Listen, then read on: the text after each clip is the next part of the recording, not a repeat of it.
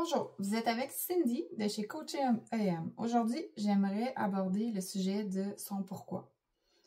Qu'est-ce que je veux dire par là? C'est pourquoi je veux m'impliquer dans une démarche, dans un processus. Peu importe c'est quoi, là. Ça peut être un projet, ça peut être des démarches pour aller mieux. Le pourquoi, c'est super important. Donc, si, exemple, je suis pris avec des mauvaises habitudes de vie ou une maladie spécifique, mais que ça va me demander beaucoup d'efforts de faire des changements dans mon mode de vie. Si mon pourquoi il n'est pas fort, il y a des bonnes chances que je ne vais pas m'engager pleinement dans ma démarche. Donc, je vais m'engager, mais ça va être facile de faire « Ah, si je vais abandonner, finalement, c'est trop difficile. » Tandis que quand on sait pourquoi, tu sais, quand on définit un pourquoi très fort, il y a beaucoup plus de chances qu'on reste engagé dans la démarche. Donc, qu'est-ce qu'on peut faire? On peut comme y penser, réfléchir. Qu'est-ce que je ferais si, exemple, j'allais mieux? Qu'est-ce que je ferais si, exemple, je perdais du poids? Ou peu importe, c'est quoi notre objectif? Est-ce que c'est d'améliorer notre santé? Est-ce que c'est d'améliorer une perte de poids? D'améliorer notre mode de vie en général? De s'engager dans un projet personnel qui demande beaucoup d'engagement de notre part?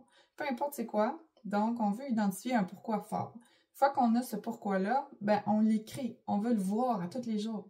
Donc, si notre pourquoi il est écrit sur une affiche qu'on a mis quelque part, puis que chaque jour, de plusieurs fois par jour, on passe devant, on le voit, on va s'en rappeler pour qu'on s'engage là-dedans. Fait quand ça devient difficile, quand, exemple, qu'est-ce qu'on doit implémenter, c'est pas facile. Puis là, ça nous tente pas. Puis là, on aimerait ça abandonner. Exemple, mieux manger, mais là, c'est difficile.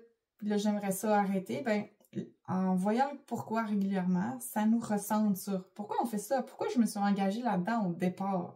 Donc ça va vraiment aider à rester engagé dans notre projet, que ce soit un projet personnel, un projet professionnel, un projet d'amélioration de notre santé, un projet de bien-être, un projet de perte de poids, peu importe le projet, le pourquoi, il est toujours crucial au succès.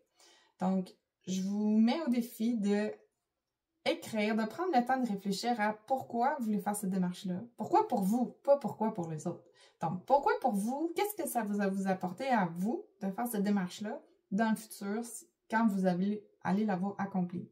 Donc, on peut écrire un peu en détail qu'est-ce que c'est, puis se faire une affiche qu'on va mettre à un endroit qu'on va voir régulièrement toutes les journées. Et ça va vous aider grandement à rester engagé dans le processus.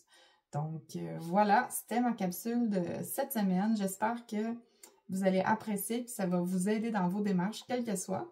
Si vous avez apprécié, vous pouvez vous abonner à ma chaîne, activer la cloche de notification et on se revoit la semaine prochaine pour une autre capsule sur un nouveau sujet. Merci beaucoup. À la semaine prochaine.